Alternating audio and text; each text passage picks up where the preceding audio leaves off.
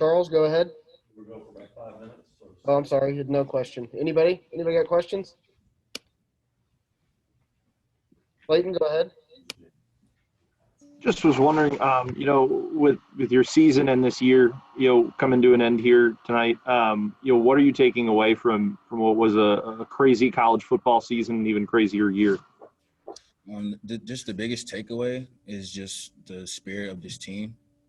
There's a lot of resiliency within the staff and within the teammates, just with everything dealing with COVID and cancellation of games and things like that. So my biggest takeaway from this season is just how much the brotherhood, really means to me.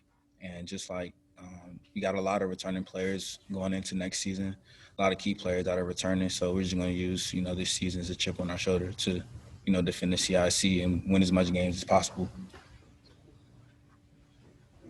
And Tyhier, congratulations on a great season. How did it feel coming off the injury in the Air Force game, going out there, being able to play, and being able to be productive with the offense with 3 touchdowns today?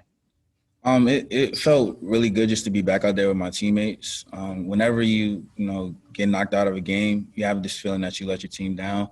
But at the end of the day, we win the CIC, and that's what's important. But as far as coming back to this game, having the opportunity to play against West Virginia, be out there with my team, it felt really good, and I'm always blessed to have the opportunity.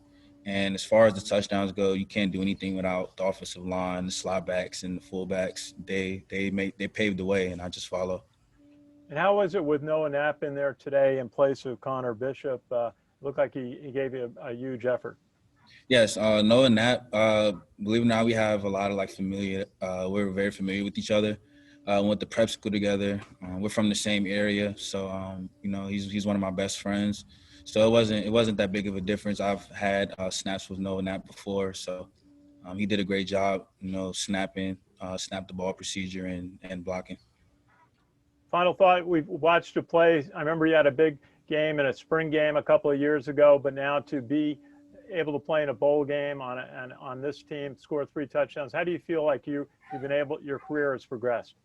It's like I said, each day, you just come to practice and try to get better.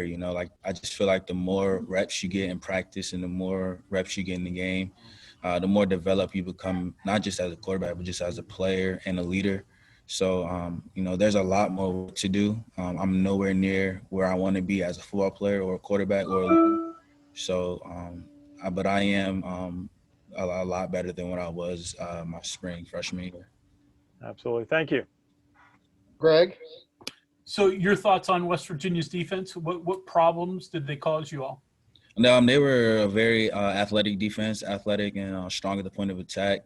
A lot of times we didn't execute to the best of our ability, but they played hard, we played hard, but they were a really good defense. Anybody else for Tyhier? Yeah, Ken McMillan. Go ahead. Tyhier, it looked like Army struggled on its first 2 series. You got pulled.